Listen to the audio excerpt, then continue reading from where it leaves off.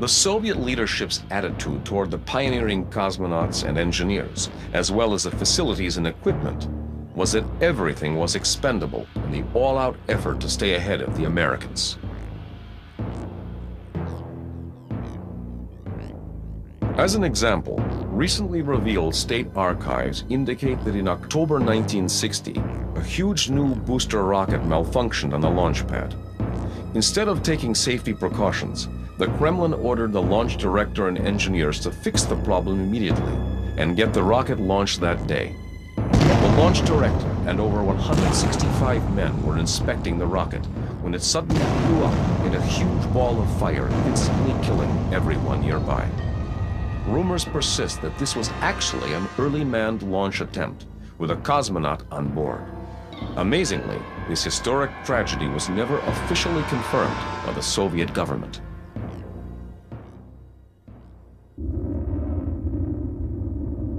The early American effort in space, however, proved disastrous at nearly every turn. As the entire world watched in wonder, the U.S. news media aptly supplied wide coverage to several ruinous missions, in sharp contrast to the highly guarded, top-secret Russian space program, of which little or nothing was known.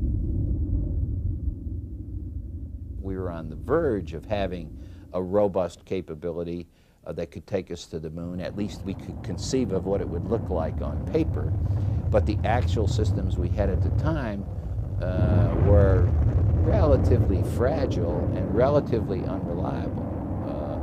I remember looking at film of launches, frankly, most of which seemed to end up in a disaster rather than a successful launch to space.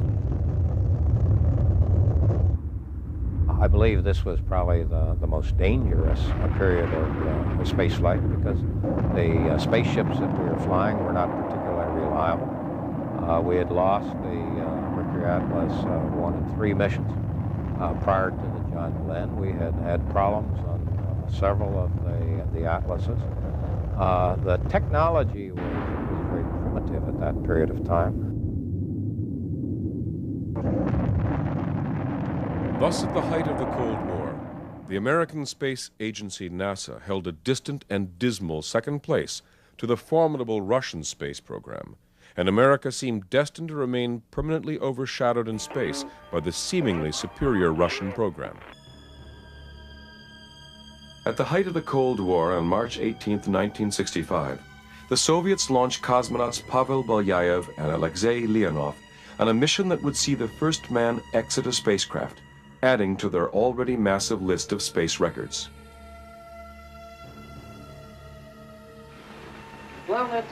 The main objective was to come out into outer space, and in this connection there was the task to test the airlock system, to test the spacesuit, and generally speaking to find out how man would act and react in outer space, to overstep the psychological barrier which we had no knowledge of, thank goodness. And this we did, and now I can say with assurance that it is possible to live and to work in outer space.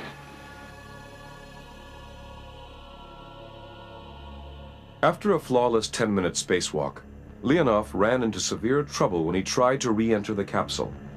The effects of weightlessness in outer space had not been properly taken into account in the design of his spacesuit, which ballooned out and made his return back into the spacecraft almost impossible. Leonov was close to death when he finally squeezed back through the airlock.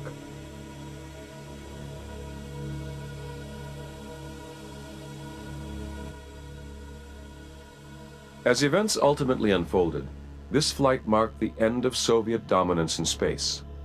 Shortly after Leonov's mission, the United States began flights with their two-man spacecraft Gemini and firmly assumed the leading role in space exploration by breaking all Soviet space records. Project Gemini was conceived to bridge the gap between the solo Mercury missions and the moon missions of Apollo.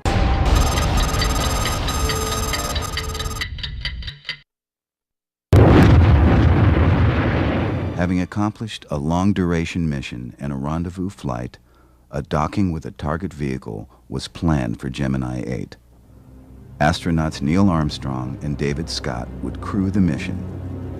Both Gemini 8 and the Atlas Agena target vehicle were launched on March 16, 1966.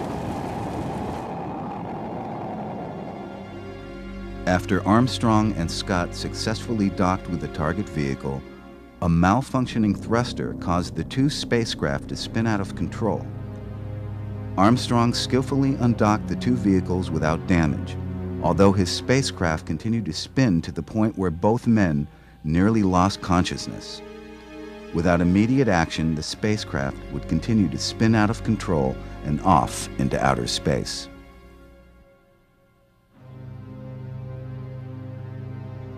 He had to turn the system off, and now he's sitting there spinning like hell to the point where he's going to lose consciousness if he doesn't do something, because you begin to lose consciousness at those kind of rates.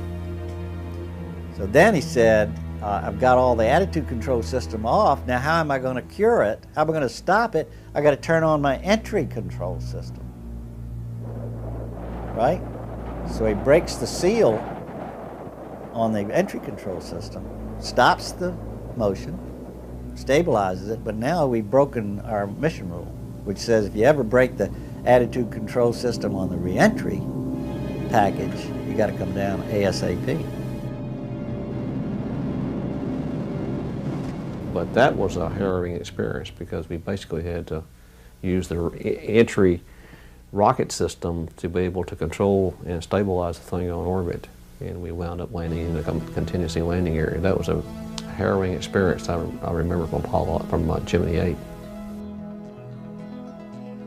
It turned out that they did that right at the middle of Batman, and ABC or whoever had Batman on interrupted the Batman story to talk about Neil and Dave making this re-entry, and all the people got very torqued off that they had interrupted Batman to tell them that these guys had to splash down in the middle of the Pacific and float around for a couple hours till a destroyer could come pick them up.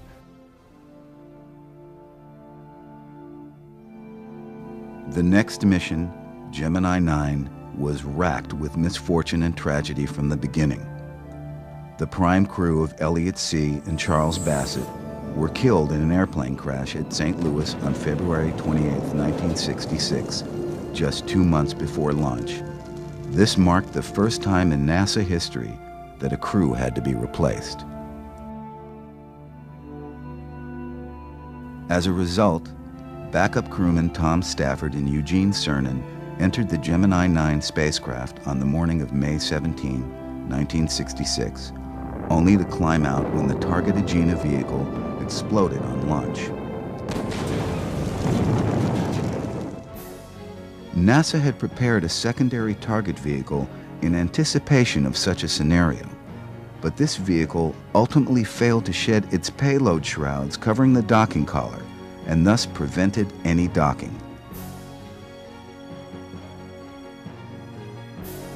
Although nothing went according to plan during this Gemini mission, hope still hung on a highly anticipated EVA. NASA was confident of its pending success, especially after the perfectly executed EVA performed by Ed White during the Gemini 4 mission. But the fact is, we thought EVA was a piece of cake.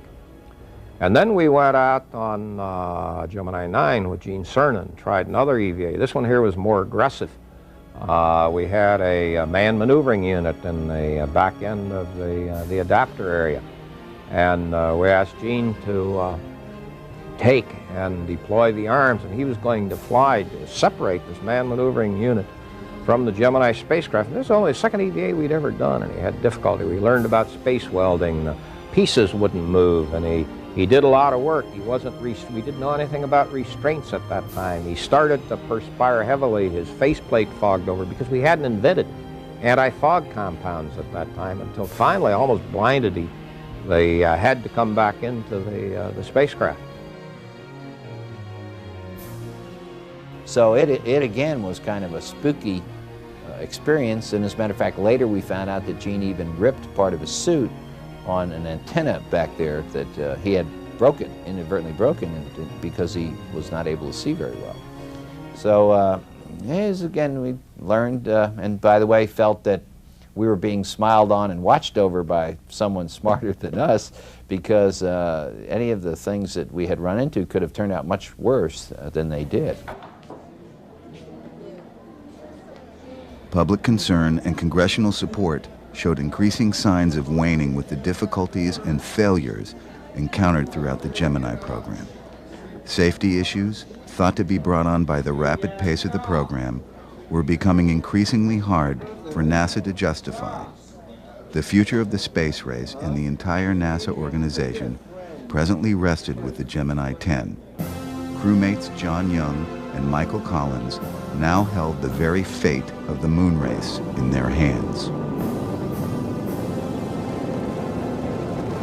We're supposed to rendezvous with this one Agena and use a propulsion system on the Agena to go up and do an extravehicular activity to the next Agena that we rendezvoused with and retrieve a meteorite package that had been up there for many months.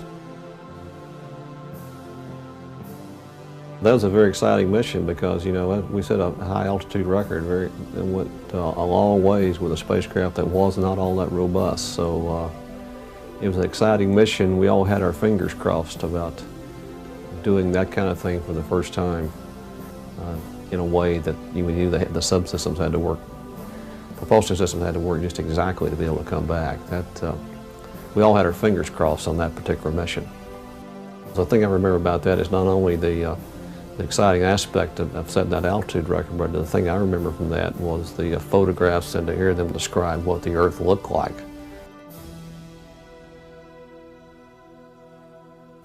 Anything we took a picture of on the ground in Mercury, Gemini in the early Apollo days, we could not release any of those photographs until the DOD had looked at them.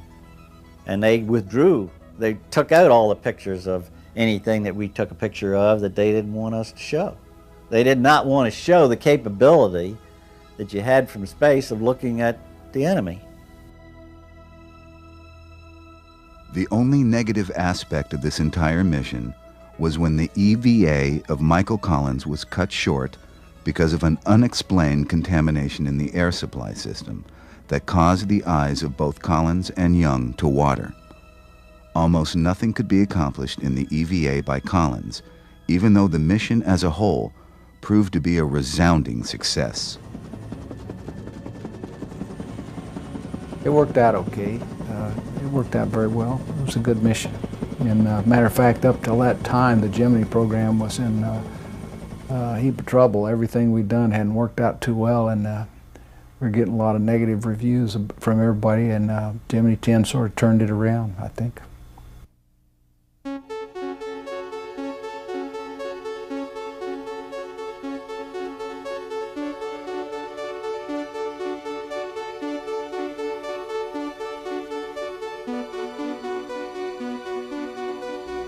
Gemini 11, with its crew, Pete Conrad and Dick Gordon, lifted off on September 12, 1966, just 97 minutes after their Agena target rocket was launched into orbit. Conrad successfully maneuvered the spacecraft into a first orbit rendezvous over the Hawaiian Islands, just 84 minutes after leaving the pad. 10 minutes later, he docked with Agena over the state of Texas. Once again, NASA attempted an aggressive spacewalk schedule, this time with rookie astronaut Dick Gordon. Houston, roger. Shoot the voice recorders on. Voice recorders on now. We're 9 minutes, 50 seconds into the evening. Dick's sitting on the nose breathing. How you doing? I'm breathing hard. Yeah? Well, just relax.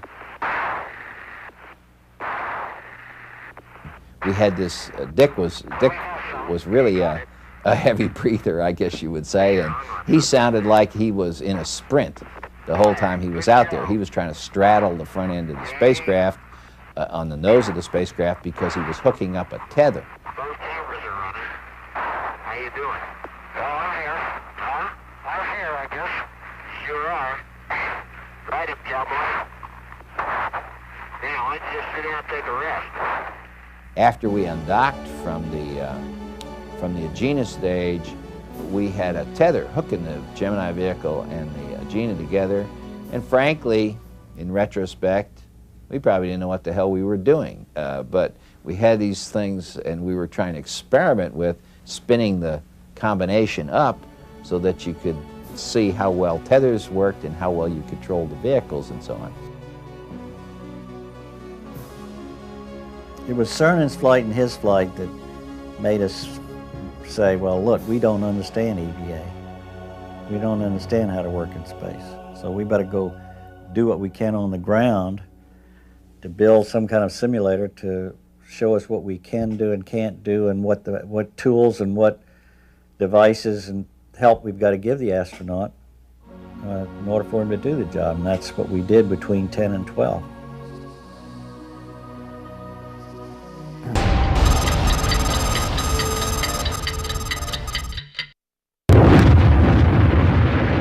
A three-man American Apollo capsule was slated to be the vehicle to carry the first crew to the moon.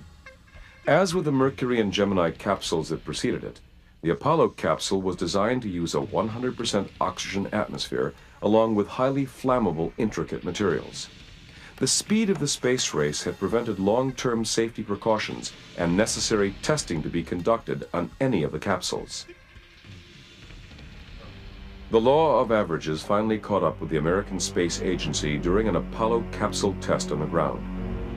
Tragically, 3 astronauts, Gus Grissom, Ed White, and Roger Chaffee, were in the capsule when an electrical spark caused an explosive fire that killed all 3 astronauts within seconds.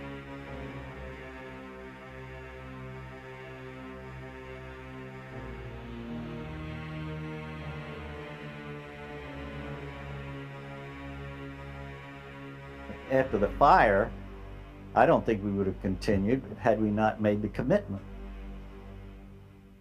The country made the commitment, and they would have looked like a bunch of gooks if they hadn't continued on in the eyes of the world and in their competitive position in the Cold War. There was something like 1,900 changes that were looked at after the Apollo fire, and the Apollo program made 1,300 of them. It wasn't only in just improving the fireproof ability of the command module. There were many changes made in the lunar module and many changes made in the overall configuration of the command module, like the outward opening hatch, and of course completely redid the wiring in the vehicle from being very hazardous to more conventional aircraft bundle wiring, and it worked out fine.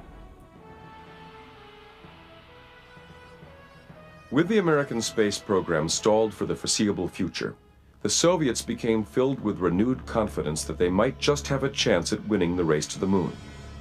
Cosmonaut Vladimir Komarov was launched 3 months to the day of the Apollo fire in a newly designed and enlarged spacecraft, Soyuz 1.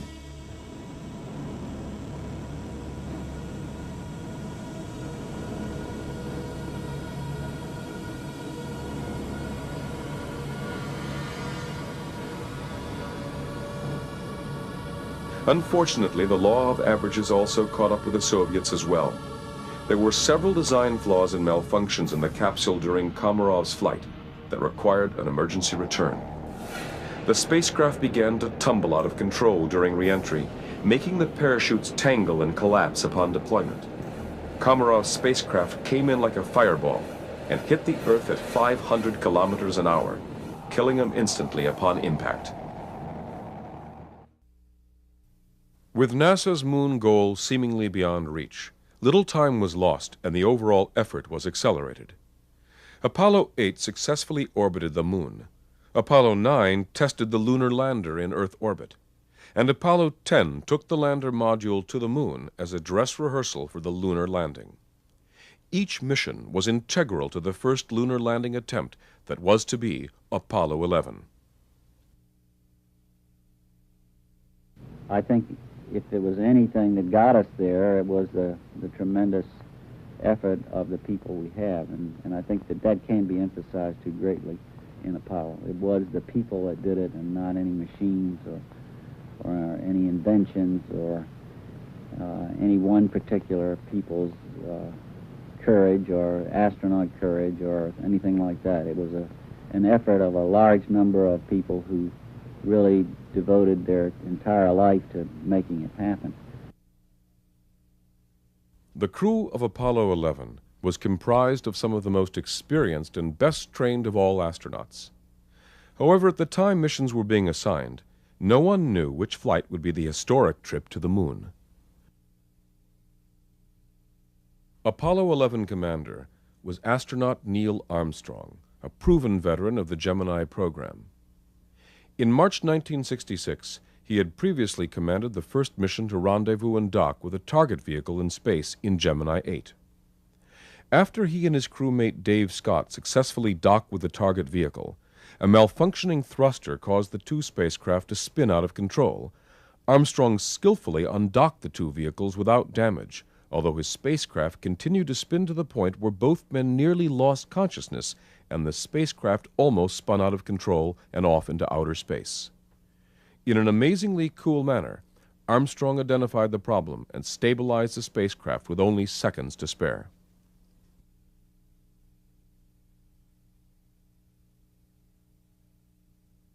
It was this sure confidence that earned Armstrong the commander post of the Apollo 11 mission. Those same skills once again saved Armstrong only weeks before the historic Apollo 11 mission. In the course of testing a research model of the lunar landing training vehicle, the vehicle malfunctioned and careened out of control. Again, with only seconds to spare, Armstrong ejected at less than 75 meters just before the vehicle crashed.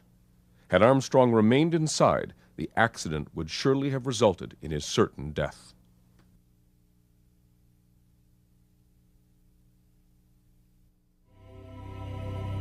Okay, all flight controllers going around the horn, gonna go for undocking. Okay, retro, go. Fido, go. Guide, go. Control, go. Telcom, go. GNC, go. Ecom, go. Surgeon, go. Capcom, we're go for undocking.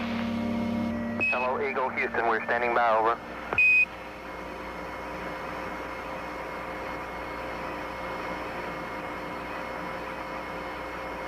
Eagle, Houston, we see you on the steerable, over.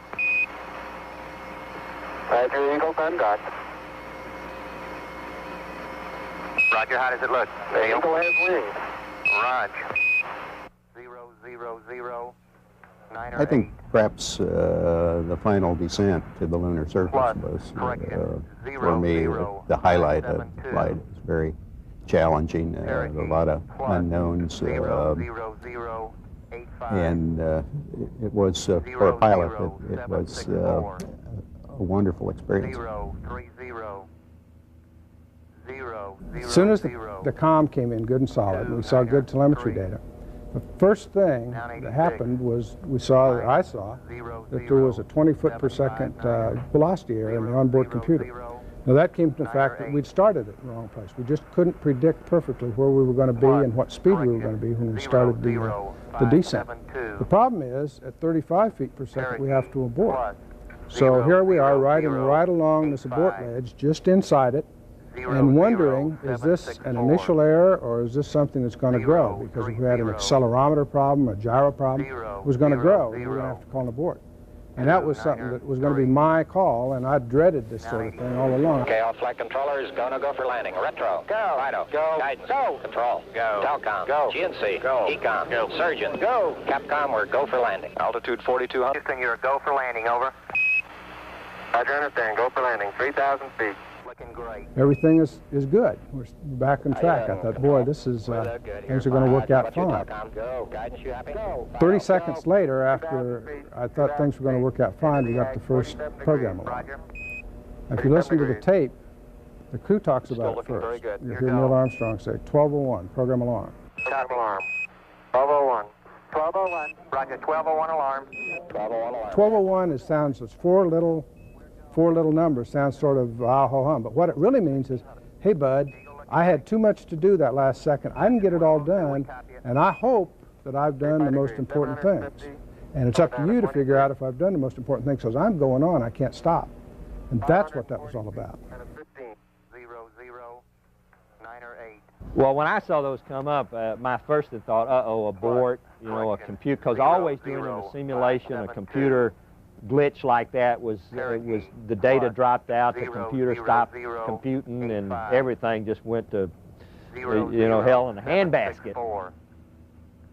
030. Just as the ground control engineers were trying to come to grips with understanding what caused the 1201 alarm, another series of alarms went off, indicating another potential situation hindering the moon descent. Eagle looking great. Roger, 1202, we copy it.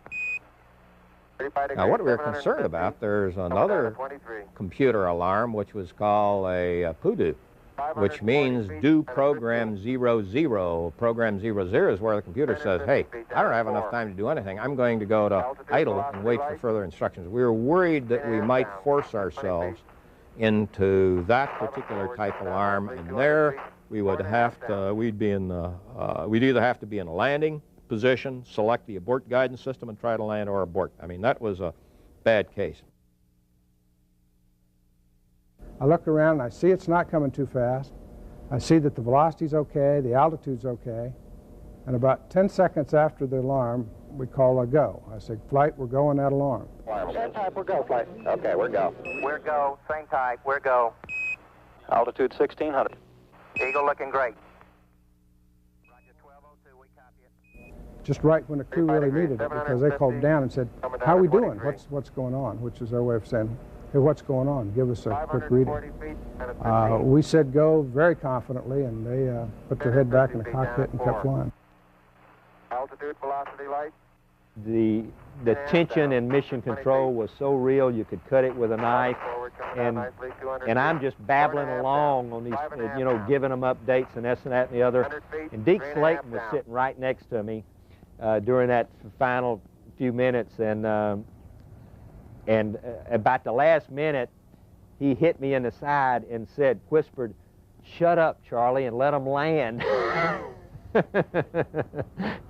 And so I got real quiet.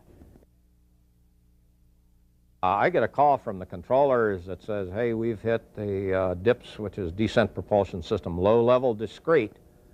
And that sets my mental clock running and the clock of all the controllers in the room running that, hey, we only got 2 minutes of hover time, hover fuel remaining. And we know the crew isn't down near the surface yet, and pretty soon this clock, this time starts moving agonizingly slow down here. And then next call we get is 60 seconds. We still haven't landed the moon, and we're well beyond our experience pace for landing there. We get another call at 45 seconds, still haven't landed.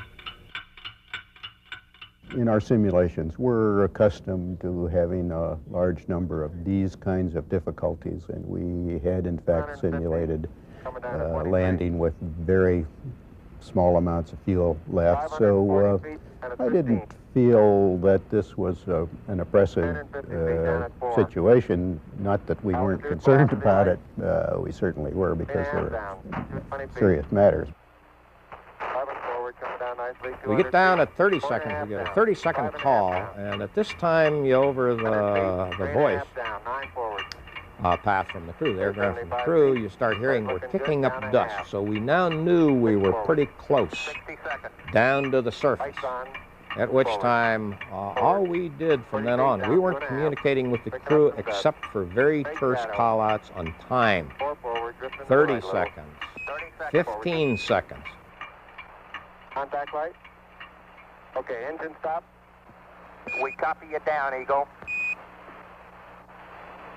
Houston, Tranquility Base here. The Eagle has landed. We were close. I think we were within 10 to 7 seconds of fuel before we landed. We were about 6 seconds away from the ground calling an abort. That wouldn't have been my call. That would have been another engineers in this room. But he was within a few seconds. I can recall the fellow in the house of in the mission control was counting down 10, 9, 8, ignition sequence start, 7, 6. Now, he said that, but still his engines are 360 feet away, so I didn't feel anything. And 4, 3. When he said 3, then I began to feel a shaking and a rattling. And when I was observing, as I observed the shaking and rattling, it was more than I imagined. It was more than I thought was safe. And I can recall thinking,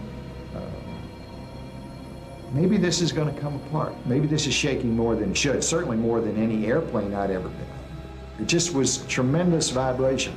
And as this ran through my head, I hear him say, 1 liftoff. Pete Conrad reports the York program is in. Tower clear. I'm pitching a roll program and this baby is really going. We launched on Apollo 12, and about 30 seconds into the mission, we got hit by lightning. And we never practiced that. No one imagined that could happen in space. And it lit up more cautionary warning lights than had ever been on any space flight before since. I mean, there was nothing close to this. And they all came on, and Pete started reading them off. And he read almost every light up there, particularly anything that had to do with the electrical system. I don't know what happened here. We had everything in the world drop out. I'm not sure you get hit by lightning. Fuel cell lights and AC bus light, fuel cell disconnect, AC bus overload 1 and 2, main bus A and B out. It turned out that when the lightning hit, it more or less knocked everything out on the spacecraft. But luckily, the booster wasn't affected, so the big Saturn V kept pushing and getting us up higher, and I thought we might have to abort, but there was no reason to rush into it because we were gaining altitude, which was a safer condition. The curious thing about it is Dick, who normally gives me good advice. He leaned over, he read a few lights, and I'm thinking, maybe he'll tell me what to do. He didn't tell me a doggone thing. He went back and started talking to Pete, so I was sitting over still not knowing what to do. Fortunately, the ground had a good idea of what had happened. They'd observed it, and they made some suggestions, which I implemented, and everything turned out okay. Al did a great job getting the electrical system back online during the boost phase. So that's right. Really that's the first time you never helped him. I know it. I didn't know what to do. It was my vehicle, and I didn't know what to do.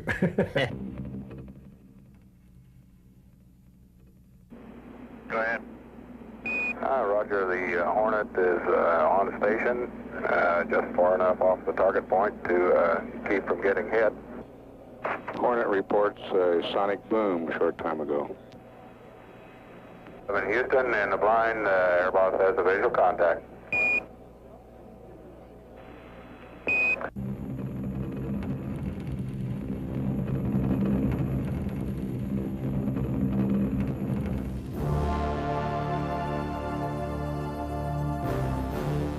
One of my jobs, sitting in the right-hand seat with a little window in front of me, was to take a 16mm camera and mount it in the window. After the main chutes came out, take and dismount the camera and set it in a bag next to my seat. During the entry, everything went as planned, but somehow I got behind the checklist, and when it came time to dismount the camera, for some reason, I decided not to take it off the bracket and put it in the bag. When we hit the water, that camera and bracket came off the mount, which I didn't know it would do, but such a hit, and it hit me right here. In fact, I thought that if that thing had hit me in the middle of the head, it might have killed me because it really came off there. And fortunately, it hit me a glancing blow, and apparently it knocked me a little unconscious. It was luck, because I think if I'd had a little bad luck, I could have gotten killed right there just because I didn't follow the checklist. In Apollo 13, as in all flights that I've ever had anything to do with, you always seem to have some malfunctions that take place. And in Apollo 13, there were several, but I don't think they were earth-shaking or unexpected from the standpoint of problems. I'd say, particularly on Apollo 13, most things were pretty routine and had gone reasonably well, and we were looking forward to the third landing on the moon. On April 13th, at 54 hours into the flight, Lovell and Hayes were instructed to check out the lunar module and televised their activities back to Houston. However, none of the networks even bothered to broadcast it. This is the crew of Apollo 13. Wish everybody there a nice evening, and we're We're to close out our inspection of Aquarius and get back to a pleasant evening at Odyssey. Good night. Mission Control noticed a slight pressure drop in one of the oxygen tanks and instructed Swigert to turn on the heaters and stir the tank up.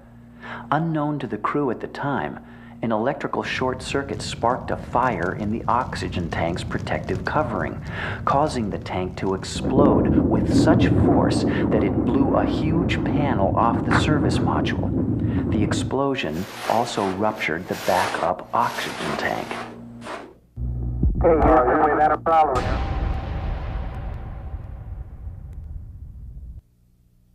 Say again, please. Houston, we've had a problem. And I heard a hissed bang. The spacecraft rocked back and forth. The jet started a fire to stabilize the spacecraft. I looked up at Fred, and Fred looked down at me, and I knew that Fred didn't know what caused this bang. Then I looked over at our third companion, Jack Swigert. He was over there in the left seat, and his eyes were as wide as saucers. I mean, I can get misty about that time and place, because it was just a getting together to save somebody. And that's what it was about. The crew now faced another crisis. Their exhaled breath was creating a buildup of carbon dioxide. A chemical in canisters normally filtered out the carbon dioxide, but the system in the lunar module was becoming dangerously overburdened. The command module had several large square canisters, but the lunar module had only 2 small round ones. When the command module was shut down, its circulation system also shut down.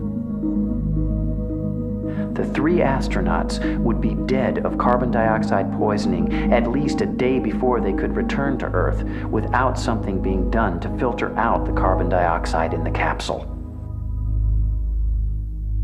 When they came up with, we're running out of, CO2 is building up, and what are we going to do? A couple of us were sitting there and said, well, that's easy. We did that on a sim for, I think, probably Apollo 8, where we found we could use the vacuum cleaner and blow air through the lithium hydroxide canister, and we wrapped it with plastic and gray tape, and says, yeah, and they'd call up somebody and say, hey, do you remember how we did that? Then someone would remember who was on console during that sim and go get them, and they'd go off and say, now you guys go figure out how to do this and write that down as a procedure. Joe Kerwin was one of the astronauts at the time, and Joe was working with the people in the chambers as to how we could best configure something like, configure a solution to that problem.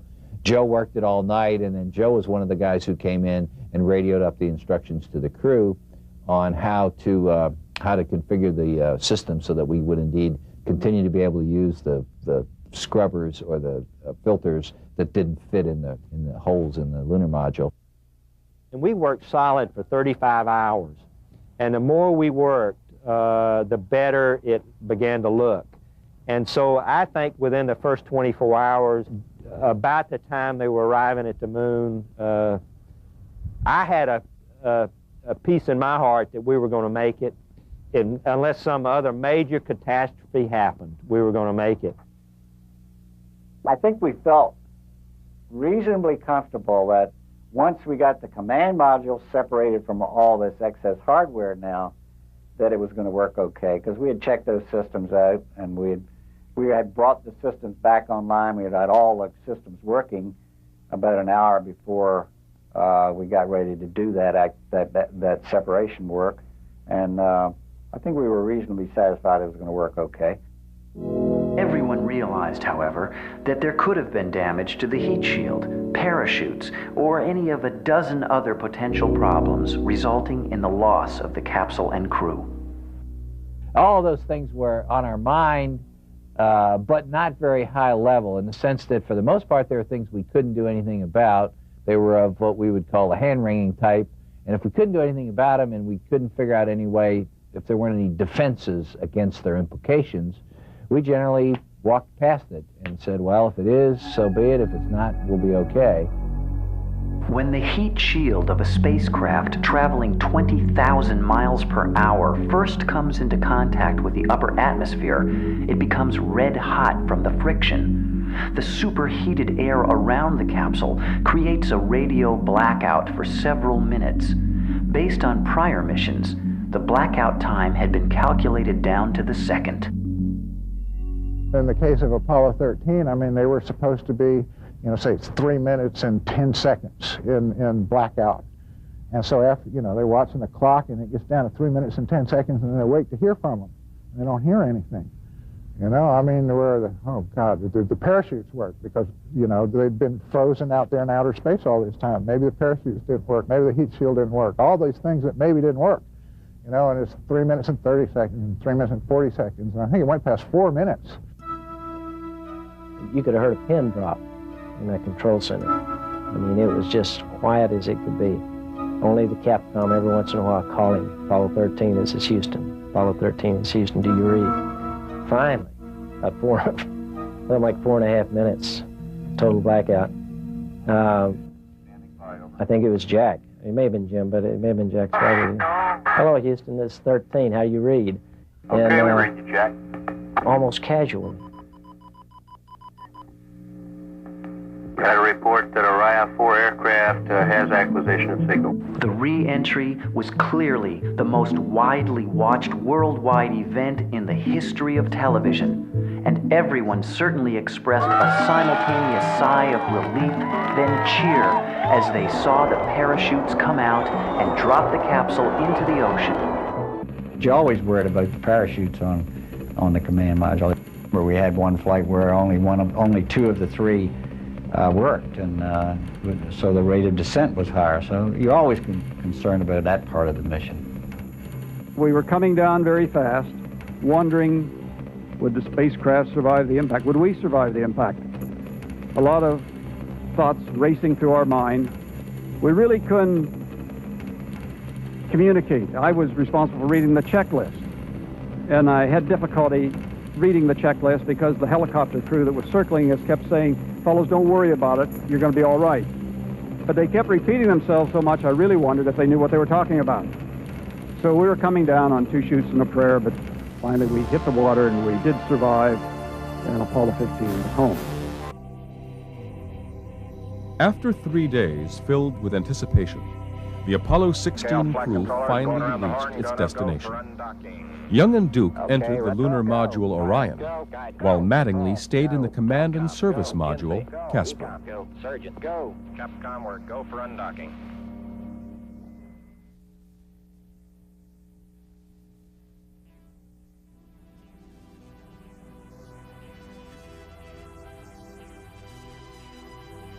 Just after the lunar module detached from the command module, Mattingly tested the main engine's primary and backup steering systems before he was to fire the engine to correct the spacecraft's orbit.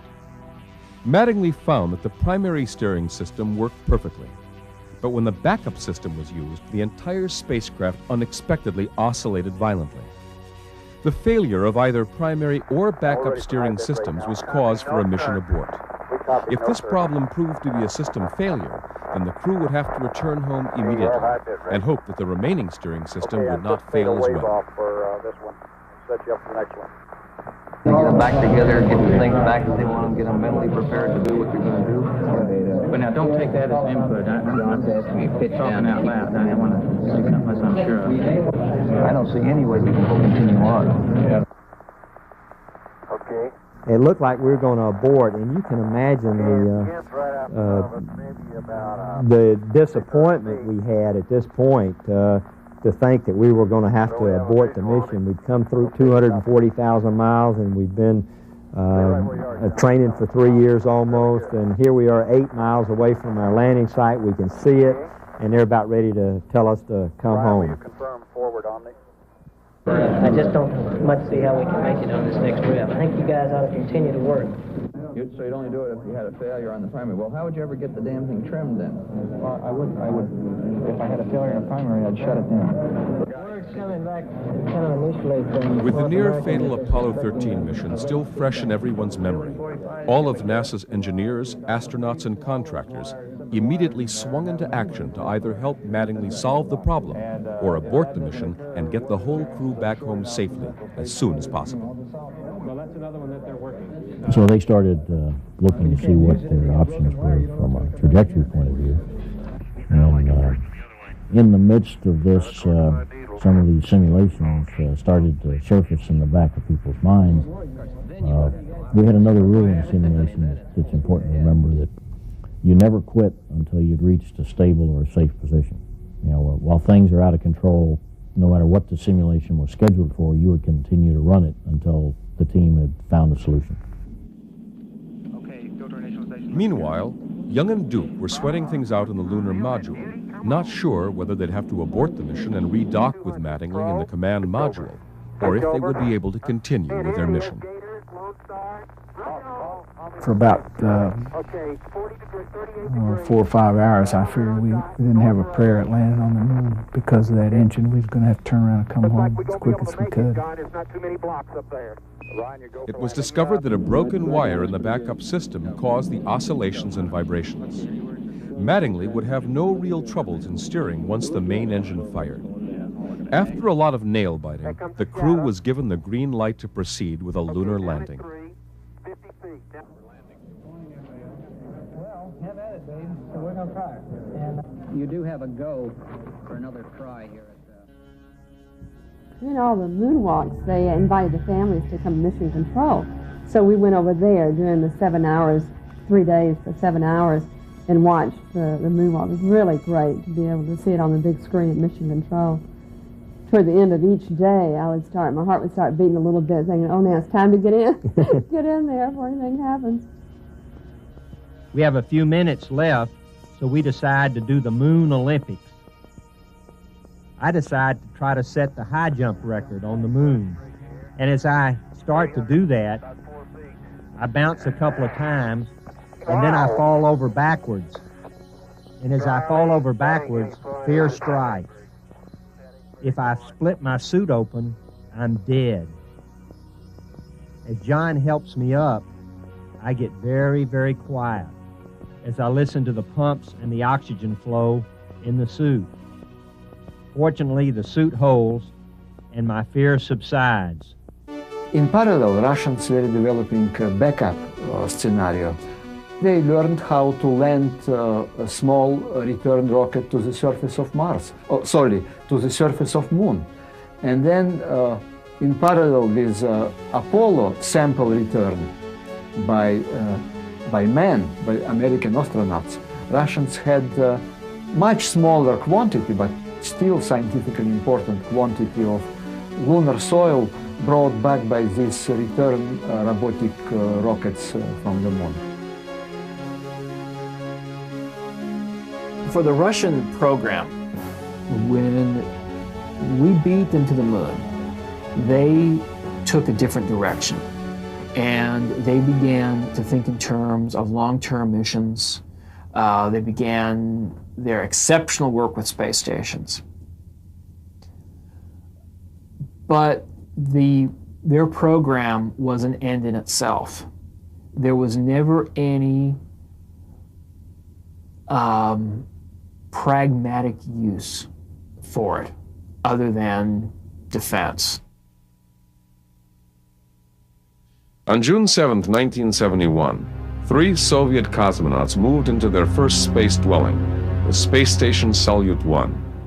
For nearly 23 days, they engaged in meteorological observations, medical tests, and physical exercise.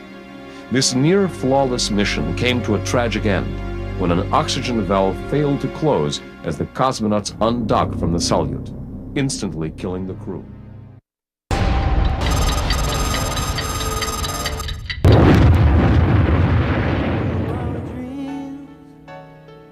People need new heroes. Through the tears, through the fears, through the years, new heroes. Lead it to the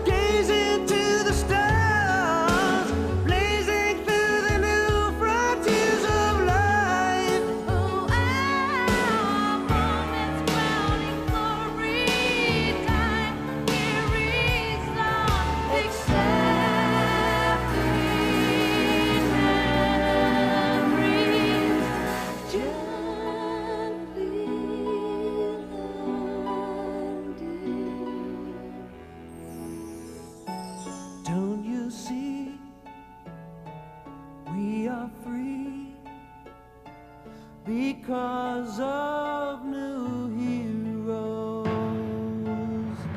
So don't pray, please don't pray, look to the sky.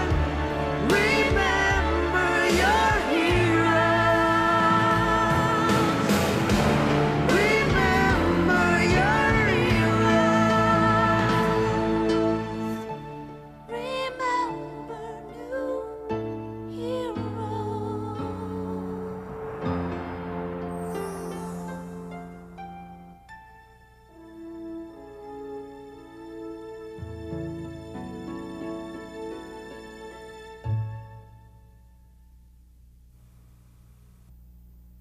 And through the pain, our hearts have been opened to a profound truth.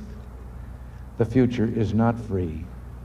The story of all human progress is one of a struggle against all odds.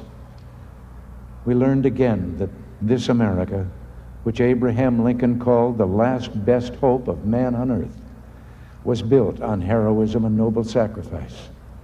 It was built by men and women like our 7-star Voyagers, who answered a call beyond duty, who gave more than was expected or required, and who gave it little thought of worldly reward.